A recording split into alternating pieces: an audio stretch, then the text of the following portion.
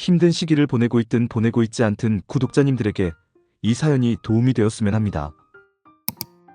남편이 주식으로 30억 날리고도 정신 못 차립니다. 남편이 전업 주식을 시작한 지 이제 딱 1년이 되었습니다. 정말이지 속이 터지고 미쳐버릴 것 같습니다. 저희는 연애만 10년을 했고 둘 다 가난한 집안의 장남, 장녀로 태어나 자라서인지 돈에 대한 욕심이 상당히 많은 편입니다.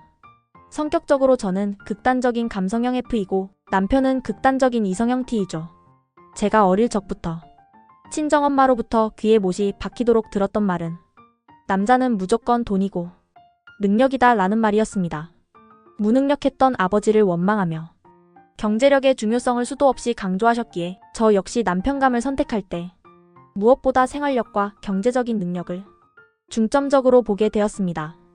연애할 때 남편은 젊고 패기 넘쳤으며 무엇이든 열심히 했습니다.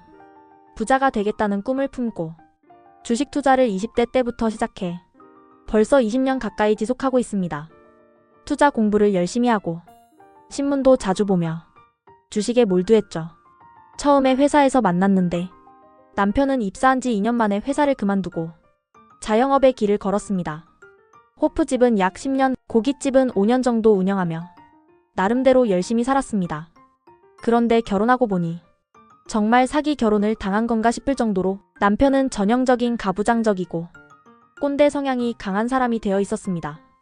연애할 때와 달리 결혼 후 저를 잡은 물고기 취급하며 손 하나 까딱하지 않는 예전 아버지 세대의 마인드를 가지고 있었습니다. 그때 저는 체념하며 그래 돈이라도 잘 벌어와라. 집안일과 육아는 내가 다 하겠다. 라는 생각으로 살아왔습니다. 결혼할 당시 저는 직장을 퇴사했고 결혼한 지 한 달 만에 임신하게 되었죠. 임신하고 출산 후 1년쯤 지난 무렵 코인과 주식시장이 엄청난 호황기를 맞았습니다. 코인은 자고 일어나면 몇백만 원씩 수익이 나고 주식 역시 시드머니가 커야 큰 돈을 벌 수 있다는 생각으로 남편은 주식담보대출까지 끌어모아 자금을 마련했습니다. 당시 저는 몰랐지만 장사하면서 받은 대출과 카드 대출 등 할 수 있는 모든 방법으로 돈을 끌어모았더군요. 한 달에 나가는 이자만도 상당했습니다. 결국 그렇게 만들어낸 큰 시드머니로 투자를 해서 자산이 최고 30억 가까이 찍히는 것을 봤습니다. 당시 저는 너무 불안했습니다. 10억 정도는 빼서 건물을 사고세를 주어 안정적인 수익을 얻자고 제안했지만 남편은 이미 도파민에 중독된 듯 했습니다. 500만 원의 월세는 푼돈 취급을 하며 부동산에 돈을 묵는 것을 한심하게 생각하더군요. 심지어 30억을 전부 빼서 여행이나 다니며 편히 살자는 말을 하기도 했지만 실제론 외제차를 사고 명품 시계를 사며 돈을 흥청망청 쓰기 시작했습니다. 저도 물론 그 혜택을 받긴 했지만 돈이 많아지니 남편의 인성이 변해가는 모습을 보면서 무섭다는 생각마저 들었습니다. 저는 큰 돈을 벌어본 뒤 돈은 적당히 있으면 되고 정말 중요한 건 다정하고 인성이 좋은 사람이란 걸 깨달았습니다. 하지만 남편은 이미 돈에 미쳐 소소한 일상의 행복 따위는 안중에도 없었고 아이가 재롱을 피워도 관심조차 갖지 않았습니다. 오직 밖에서만 사람들에게 좋은 척, 자상한 척을 하며 인정 욕구를 채우더군요. 그렇게 30억을 찍었던 돈은 급속히 하락하기 시작해 결국엔 20억, 10억을 지나 바닥까지 내려왔습니다. 손해를 조금이라도 보더라도 정리하자고 말렸지만 남편은 최종 목표가 100억이라며 끝까지 가보겠다는 시기였습니다. 결국 돈은 모두 사라졌고 하던 장사도 싫다고 팔아버린 뒤 본격적으로 전업 투자자의 길을 걷기 시작했습니다. 하지만 현실은 참담했습니다. 주식담보대출과 현금 서비스를 계속 반복했고 사람들은 남편을 돈 많은 백수로 착각했지만 사실 통장에는 돈 한 푼 없었습니다. 1년간 남편의 전업 주식을 지켜보며 저는 불안하고 답답해 지쳐갔습니다.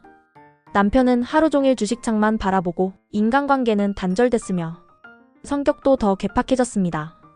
결국 제가 취직을 시도했으나 부상으로 얼마 다니지 못하고 그만두게 되었고 그때 잠시나마 남편이 육아와 집안일의 고충을 알게 되어 서로 배려하며 천천히 살아보자고 다짐했습니다. 그러나 지금은 주식이 모두 물려있고 현금도 없습니다. 급기야 남편은 현금 서비스로 700만 원을 더 달라고 하고 있습니다. 이제 저는 한계에 도달한 것 같습니다. 남편은 올 연말까지만 기다려달라고 하지만 저는 더 이상 신뢰할 수가 없습니다. 제가 경제력을 가지려는 것마저 싫어하는 남편과 함께 살아갈 희망이 보이지 않네요. 지금 아파트도 제 명이라 걱정되고 이제는 현실을 직시하고 있습니다. 정말 힘듭니다. 주식과 코인에 빠진 사람과의 결혼은 절대 하지 말라고 진심으로 말씀드리고 싶습니다. 작은 행복에 만족할 줄 아는 다정한 사람을 만나세요. 장외 주식으로 5억 만들었다가 다 날렸습니다. 누구나 인생을 살아가면서 한 번쯤은 멋진 인생 역전의 한 방을 꿈꿔보셨겠죠? 저 역시 그런 꿈으로 가슴이 벅찼던 겁없고 거침없는 청춘의 시절이 있었습니다. 여러분께서는 혹시 비상장 장외 주식이라는 것을 알고 계신가요? 그 무렵 저는 막연히 한 방이란 것이 어딘가 존재한다고 굳게 믿고 있던 용감하고 어리석었던 20대 청년이었습니다. 그렇게 저는 주식 계좌를 만들고 조금 더 쉽고 여유로운 인생을 맞이할 수 있다는 희망에 부풀어 있었습니다. 하지만 당시 주식시장에는 하루 등락폭이 15%로 제한되어 있었습니다. 그 제한된 틀이 너무 답답하고 지루하게 느껴졌던 저는 자연스레 그 밖의 가능성을 찾게 되었고 바로 그때 비상장 장외 주식이 제 눈앞에 매력적으로 다가왔습니다. 마치 신세계가 열린 듯 말이죠. 저는 그때부터 무작정 어두운 터널 속으로 빨려 들어가는 줄도 모르고 장외 주식 공부에 빠져들기 시작했습니다. 열정적으로 자료를 뒤지고 정보를 모으면서 실전 투자라는 미지의 세계에 발을 들여놓게 되었습니다. 당시 제 관심을 끌었던 세 개의 회사가 있었습니다. 아마 지금 여러분께서도 익숙하게 들어본 오스템 임플란트와 인포피아, 그리고 대망의 노드 시스템이라는 회사였습니다. 하이리스크 하이리턴이라는 멋진 문구에 저는 매료되었고 세 가지 중 하나를 선택하는 것은 너무나 쉬운 일이었습니다. 인생은 한 방이지 라는 단순하면서도 치명적인 믿음으로 저는 노드 시스템이라는 잘 알려지지 않은 회사에 인생을 걸게 되었습니다. 지금 돌이켜보면 그때 조금만 더 신중하게 분산 투자라는 개념을 가지고 접근했더라면 지금의 제 인생은 완전히 달라졌을지도 모르겠다는 아쉬움이 크게 남습니다. 여러분은 오스템과 인포피아라는 이름은 들어보셨겠지만 노드 시스템이라는 회사는 아마 처음 듣는 분들이 많으실 겁니다. 당시 저는 이 회사가 러시아와 깊은 관계를 맺고 있고 특허 기술이 엄청나다는 정보 아닌 정보를 듣고 흥분하며 조금씩 매입하기 시작했습니다. 중소기업청의 특허 가치 산정이 무려 1조 원이라는 발표, 러시아와의 와이브로 사업 독점권 체결, 러시아에서 황금폰 금장, 휴대폰 독점 판매 등 자극적인 소식들이 신문과 뉴스에 연일 등장할 무렵 저는 이성을 잃고 평단과 같은 건 전혀 신경 쓰지 않고 가능한 모든 돈을 끌어모아 투자를 감행했습니다. 결국 사회초년생으로서 큰돈인 약 5천만 원을 투자하게 되었습니다. 정말 저는 가진 모든 것을 쏟아부었습니다. 영혼까지 끌어모은 영끌이었습니다. 매일 좋은 뉴스가 쏟아지자 저는 마치 꿈을 꾸는 것처럼 행복했습니다. 장외 주식은 상한가나 하한가에 제한이 없으니 매일 38 커뮤니케이션 사이트에 들어가 빨간색 화살표가 한 방으로 향하는 지시 등이라 믿으며 희망에 부풀어 있었습니다. 그렇게 제 기억 속에서는 원금의 10배 정도까지 올랐던 어느 날 드디어 이익을 실현하고자 매도를 시도했습니다. 그러나 현실은 너무나 잔인했습니다. 매수와 매도 창은 활발히 움직였지만 정작 제 주식을 살 사람이 없다는 중개업체들의 차가운 반응에 저는 큰 충격을 받았습니다. 뭔가 크게 잘못되었음을 느꼈습니다. 중개업체를 10군데 이상 접촉했지만 단 하나의 답변도 받지 못했습니다. 심지어 그 회사는 코스피의 대우전자 부품을 인수하며 우회 상장이라는 소문에 주주들이 환호했지만 정작 제 주식은 그대로 멈춰 있었습니다. 대우전자 부품 대표이사에 노드 시스템 대표의 아버지 이만엑스 씨가 취임했고 저는 불안감과 함께 뉴스 속 또 다른 소식을 접했습니다. 대표이사가 회사 소유의 토지를 개인적으로 거래했고 결국 경찰 수사까지 받게 되었다는 것입니다. 이 모든 것이 거대한 사기극이었습니다. 1200억 원의 셋탑박스 판매, 러시아 와이브로 독점 사업 2조 원, 러시아 금장 휴대폰 수천만 대 수출, 벤처 신화라는 언론의 미화된 보도들, 중소기업청의 특허 가치 평가 1조 원 전부 거짓이었습니다. 이금석 대표는 중국으로 밀항하여 도피했고 그의 아버지는 구속되었습니다. 결국 이금석 대표도 중국 공안에 붙잡혀 돌아왔고 피해자만 1만여 명의 피해 금액이 무려 2,500억 원에 달했습니다. 그 사건으로 저는 순식간에 막대한 빚더미에 앉아 인생의 나락으로 떨어졌습니다. 힘겹게 다시 일상을 살아가던 어느 날, 지인의 결혼식에 가던 택시 안에서 뜻밖의 만남이 있었습니다. 그날의 택시 기사님은 자신의 과거 이야기를 하다가 자신도 노드 시스템 때문에 전 재산을 잃었다며 씁쓸히 웃었습니다. 저는 아무 말도 하지 못한 채 잔돈을 받지 않고 내렸습니다. 담배 한 대로 마음을 진정시켰지만 너무나도 씁쓸했던 기억입니다. 오늘 코스피가 크게 하락했다는 소식에 문득 다시 노드 시스템의 악몽이 떠올랐네요. 이금석 대표가 1심에서 징역 17년형을 받았지만 그 뒤로는 일부러 관심을 끊고 지내려고 노력하고 있습니다. 오늘도 담배 한 대 피고 잊어야겠습니다. 인생 참 어렵습니다. 24살 코인 중독 벗어나서 행복할 수 있을까요? 돌이켜보면 20살 때까지의 나는 정말이지 평범하고 티 없이 맑은 순수하기 그지없는 학생이었던 것 같다. 그때는 그저 평범하게 살아가는 하루하루가 마냥 즐겁고 행복하기만 했던 시절이었다. 하지만 그런 내가 지금의 모습을 바라보니 정말 내가 맞나 싶을 만큼 낯설다. 어쩌면 지금의 나는 예전에 내가 두려워하던, 무서워하던 모습, 그대로의 도박 중독에 깊게 빠져 허우적대고 있는 괴물 같은 존재가 되어버린 것이 아닐까 싶다. 23살 때 나는 전문대를 졸업했다. 2년제를 졸업한 후 1년이라는 짧은 휴학 기간 동안에는 특별히 큰 일을 했던 건 아니지만 편의점 아르바이트를 하며 소소하게 돈을 벌었다. 아르바이트로 버는 푼돈과 가족들이나 친척들로부터 틈틈이 용돈을 받아 조금씩 모았던 종잣돈이 약 4천만 원 정도였다. 그 나이에 내 힘으로 조금씩 모은 돈이라 나름대로 자부심도 느꼈고 적지 않은 금액이라 스스로 뿌듯했던 기억이 생생히 난다. 그러다 입대를 하기 직전 운 좋게도 어느 대기업에 계약직으로 들어갈 수 있게 되었다. 비록 정규직은 아니었지만 사회초년생으로서 꿈꾸던 회사에 들어갔다는 사실 자체만으로 큰 성취감과 기쁨을 느꼈던 기억이 난다. 그렇게 또 성실히 일하며 모았던 돈이 3천만 원이었다. 결국 내 인생에 처음으로 손에 쥔 돈은 총 7천만 원 정도였던 것이다.